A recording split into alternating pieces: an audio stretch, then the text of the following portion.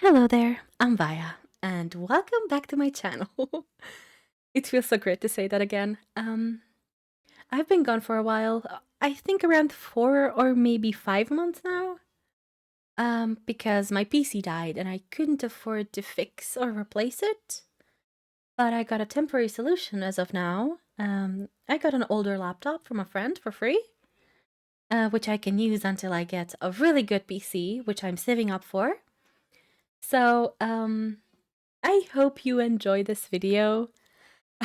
I have been dying to get back into recording and dying to speak more. This game is called It Paints Me. And sit back, relax, and enjoy.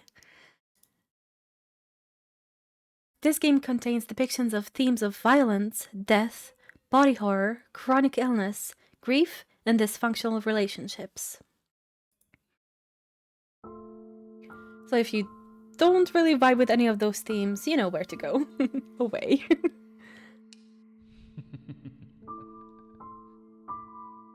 Every night I find myself alone in the studio, curtains drawn tight, my neat row of paints, palette and brushes in the same place on the drawer by the easel.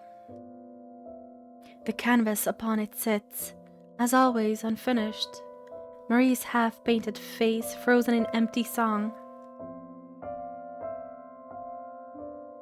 It's late out, as it always is when I awaken here. Marie is nowhere to be found.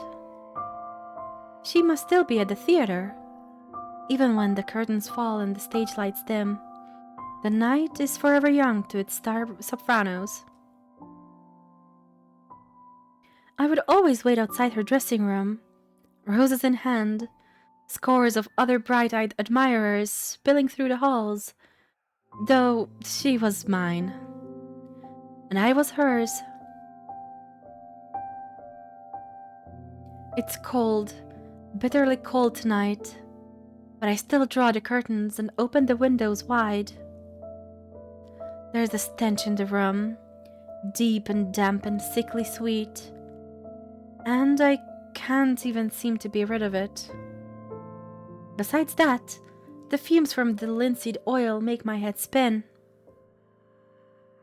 Like every night, I measure out my paints, arranging the small dabs of color on my palette from lightest to darkest. Titanium white and cadmium yellow, to corpse brown and lamp black. I wet my brush with oil and gently start mixing the pigments.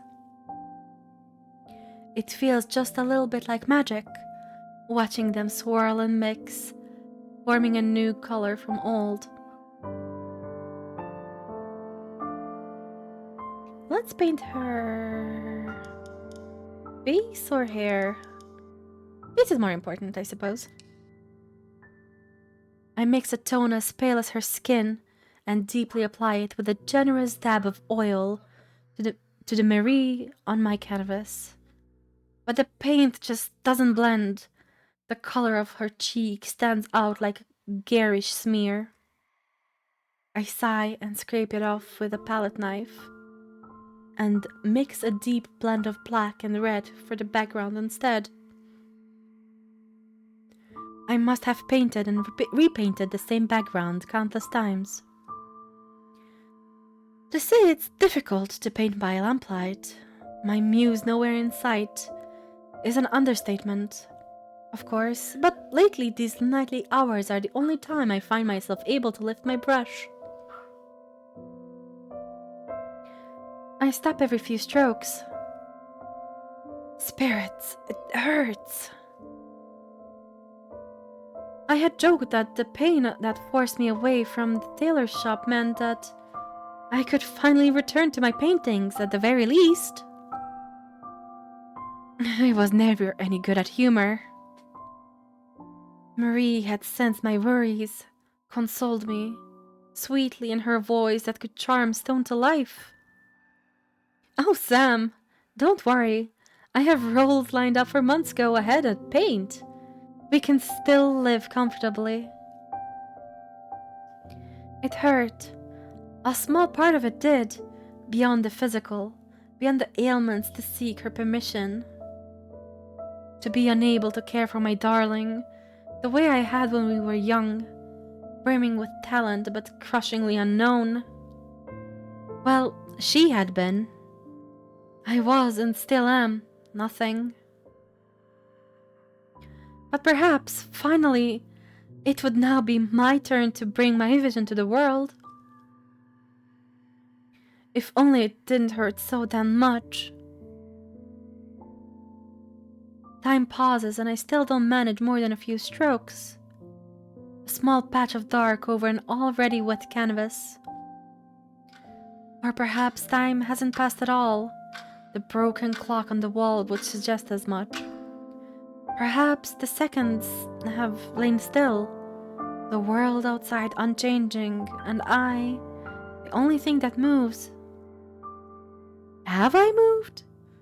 Is repeating the same brushstrokes like a clockwork dull movement? I shiver and sigh. Perhaps sleep would be a better endeavor. Perhaps the next night will be more success.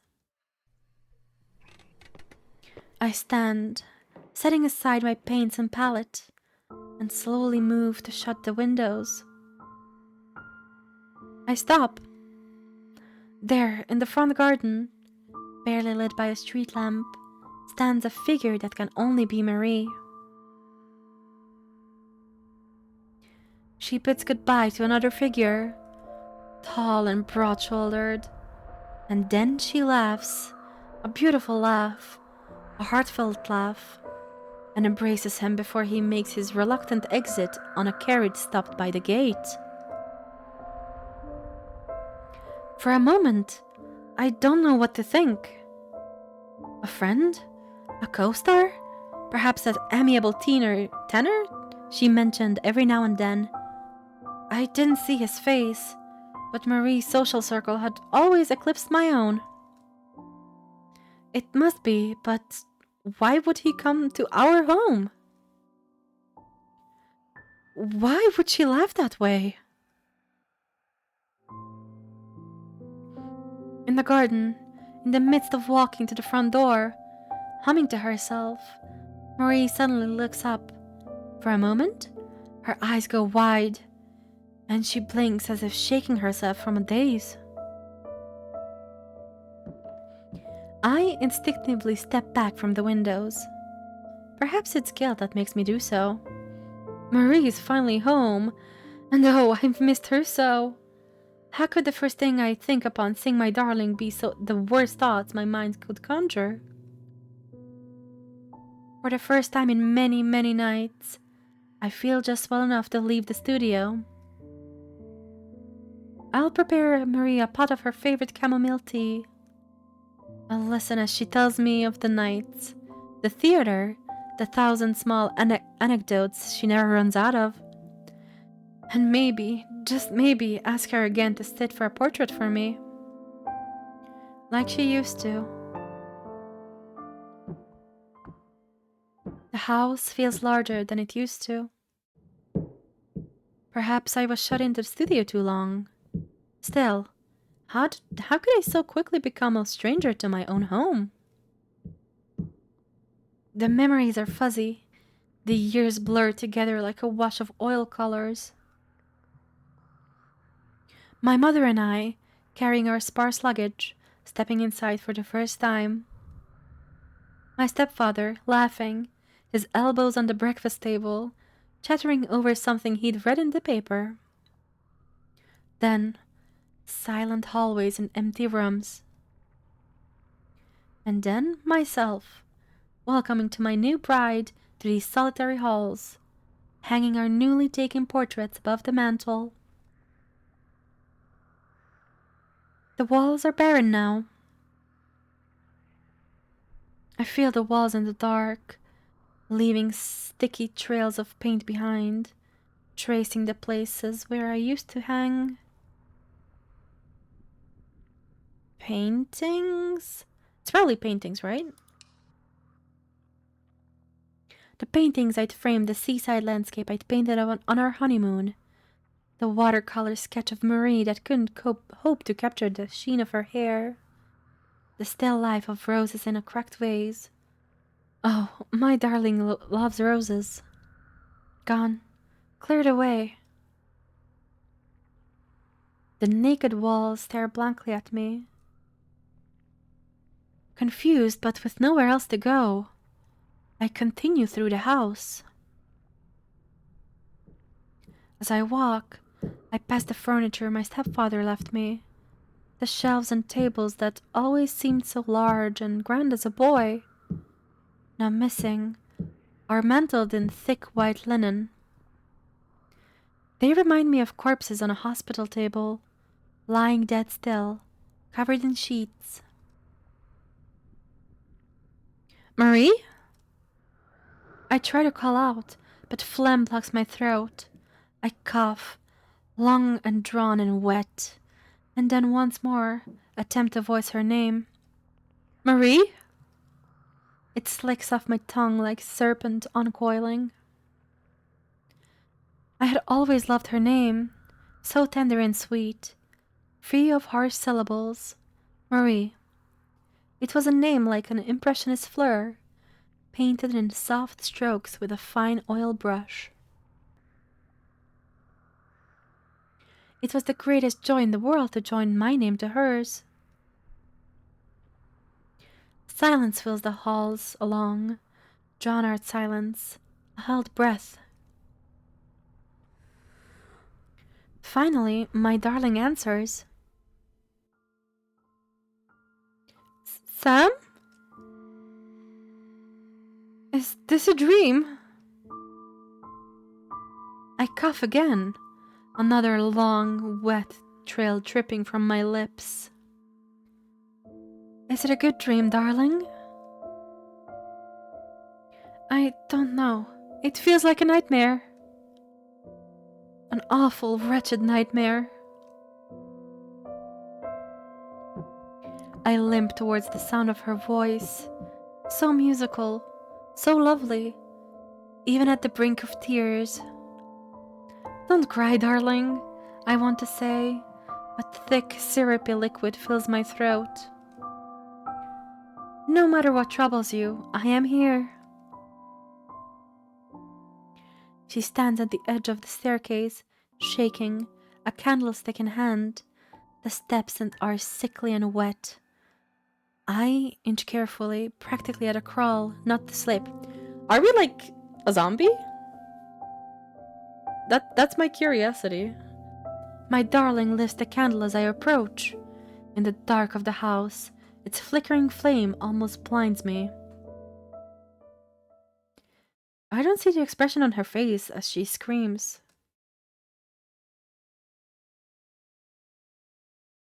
Marie, where are you, my darling? Every word feels like a dagger puncturing my throat. I limp down each hall, leaving a trail of steps that feel damp and heavy, slick and wet. I try the door to our bedroom. No, Marie's room.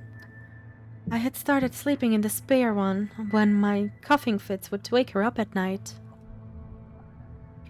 It was cold, so cold alone, but my darling needed her rest. The knob is slick and hard to twist, my hand slipping on the brass. Finally, I managed to push the door open. Though it's completely dark when I peer inside, I know it is empty. No warmth, no flesh, no sound of sweet breath within. I continue down the hall. I trudge, my steps and heavy and wet, trying not to slip over the thick, slick surface. Marie, what's wrong, darling? Please come out. I don't understand. The dining room is empty, truly empty. The shelves where the china and silverware once were, neatly stacked, now gape, hollow. The walnut table is covered in a thick white sheet. the matching set of chairs removed. I rest against the blanketed table. My hands leave a ruddy smear against the sheet. It must be more paint, though it's hard to make out in the dark. I needed spectacles for quite some time, but Marie had never liked the bookish type. I continue through the familiar yet unfamiliar house, my steps strained and slow, my breaths short, sticky, wet. Marie? Where are you? Oh, Marie, it hurts. Won't you come to me? I hear the front door slam shut. It must be freezing cold out. Why has she gone to the garden? I tread to the sound with new urgency, uncaring of the sticky wet floors, forgetting for just a moment the pain that snaps and burns through my flesh. I reach for the oily, damp knob. Don't, Sam, please. Her voice rings from behind the door. I don't understand, darling. Have I done something to upset you? Her sobs echo loudly. I never thought an ugly sound could come from my darling's lips. But her words... I love you, Sam. I always will. But I can't bear to see you like this. Please, I beg of you. Return to where you came. You can't be here. I've moved on. What? Return where? Dearest, you aren't making sense. Moved on? I'm your husband, Marie. What on earth is there to move on from? Please remember, Sam. You were ill. You were ill for a long, long time. And you never recovered. I know that I'm unwell, Marie. But you said we would still... Are you leaving me? Because I can't care for you anymore? Is that why? You left me. You're dead, Sam. You've been dead for more than a year. If this is a joke, darling, it is a cruel one. Do you want me dead? Is that it? Am I better off dead to you? My darling does nothing but sob behind the door. How quickly I regret my words. Oh, if only I could see her face, look into her eyes, reassure her and see that she loves me still. I twist the knob with slick, oily hands. No, don't come out, please. On the other end, with a sharp gasp, my darling grasps the door knob closed, pushing the weight of her small frame against the weathered wood. Do not come out!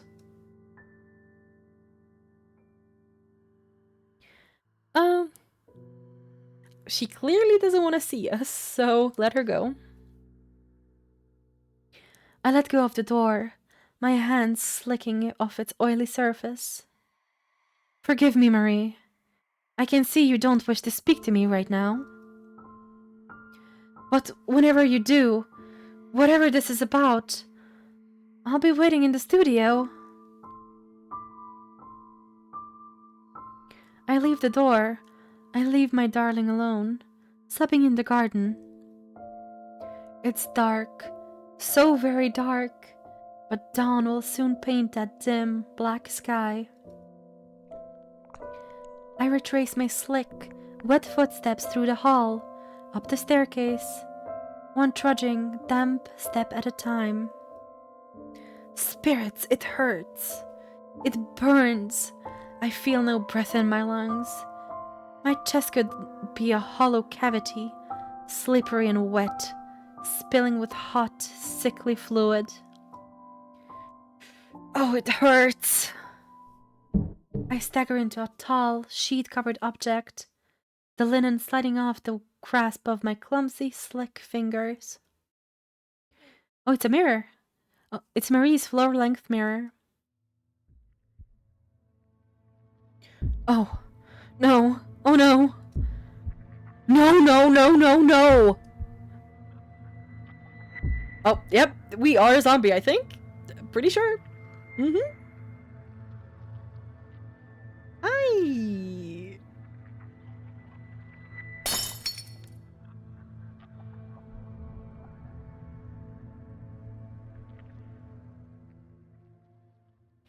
No wonder she was afraid of us.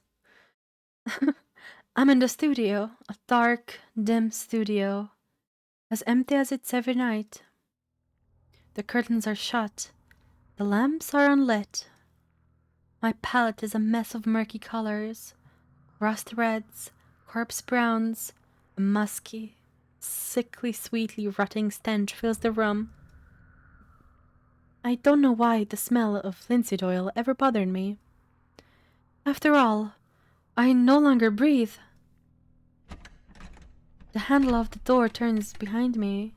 Slowly, it creaks open, and a figure steps inside. It's me. He limps more than he steps into crooked motions against the floor, dragging his body along like a wet white brush as swathes of red pool at his feet. I watch him pull himself before the canvas. Samuel. He speaks in my mother's voice, a pitched cry of command and dependency, derision and affection, pride and disappointment. Give up your suffering. Give up this. Come to the earth with me. My hands are too slick to hold my brush. I stab it into my flesh and fix it between my bones, then drip the bristles into his blood. Sammy. He speaks in my stepfather's voice, wistful, choking back tears, the same cadence of his goodbye as he hugged me against his uniform, the dog tags coiled around his neck. Don't suffer anymore, Sam. Forget your pain. You are nothing already. Come into the void with us. My brush is drying. I plunge it into his chest, wet it with its oily breath. Sam. He speaks with my voice, hoarse and raspy and tired. So very, very tired. This won't make you worthy of love. Not the world's, not Marie's, not your friends or peers or critics. Come back to our grave. End our suffering. You know I don't do this for love. I clean my brush with the paint thinner, knocking over the jar as it spills across the drawer and onto the wet, soaken floor. I dry the bristles on my worn, rotting shirt, then soak it with the thick, white mucus of his tears. My words are only partially true, just as his words are not fully wrong. Neither my rotting corpse nor the memory of what once was, Sam will gain a thing from this toil. I paint the hours away, or perhaps take no time at all. The clock on the wall never turns its hands, suggesting that the world lies still. The seconds never pass, and I am the only thing that moves within it. It hurts, oh, it hurts. Heavy, syrupy tears flood my vision, fill my throat, my chest, choking me. Every movement of my hand leaves cracks in what's left of my brittle bones. He stares at me all the while, silent, still, like a mirror. If I loved him, I would stop. I would crawl to my grave like he wishes. But I love this more than I love myself. I birth him from within me. As I create, so too I am born. and he and I are beautiful.